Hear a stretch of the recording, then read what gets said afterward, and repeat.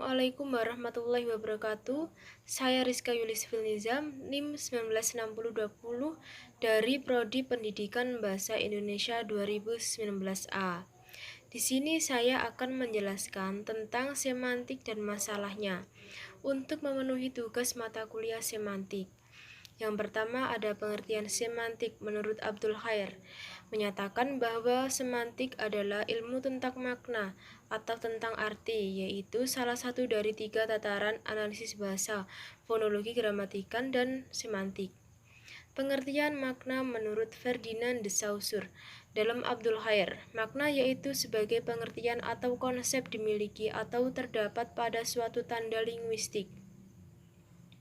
Menurut Ferdinand de Saussure, setiap tanda linguistik terdiri dari 2 unsur, yaitu yang pertama yang diartikan Prancis, signifie, Inggris, signified. Yang kedua mengartikan Prancis, signifiant, dan Inggris, signifier. Aspek-aspek makna menurut Mansur Pateda ada 4 hal, yaitu yang pertama pengertian sense. Pengertian disebut juga dengan tema.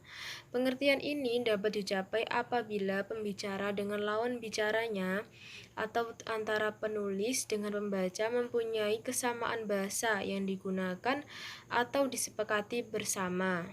Yang kedua, nilai rasa atau feeling. Aspek makna yang berhubungan dengan nilai rasa berkaitan dengan sikap pembicara terhadap hal yang dibicarakan. Dengan kata lain, nilai rasa yang berkaitan dengan makna adalah kata-kata yang berhubungan dengan perasaan, baik yang berhubungan dengan dorongan maupun penilaian. Yang ketiga, ada nada atau tone. Aspek nada berhubungan dengan aspek makna yang bernilai rasa. Dengan kata lain, berhubungan antara pembicara dengan pendengar akan menentukan sikap yang tercermin dalam kata-kata yang digunakan. Yang keempat, maksud atau intention merupakan maksud senang atau tidak senang, efek usaha keras yang dilaksanakan. Maksud yang diinginkan dapat bersifat deklarasi, imperatif, narasi, pedagogis, persuasi, rekreasi, atau politik. Definisi informasi. Pengertian informasi menurut para ahli, informasi adalah gejala luar ujaran. Informasi menyangkut segi objek yang dibicarakan. Jadi, informasi tidak menyangkut persoalan semantik karena sifatnya yang berada di luar bahasa. Itu menurut Khair 1995. Definisi maksud. Pengertian maksud. Maksud adalah sesuatu yang lain yang juga luar ujaran.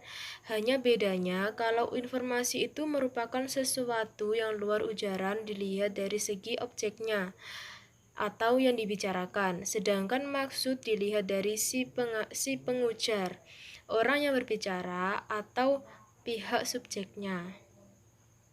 Tanda, lambang, konsep, dan definisinya. Yang pertama, tanda.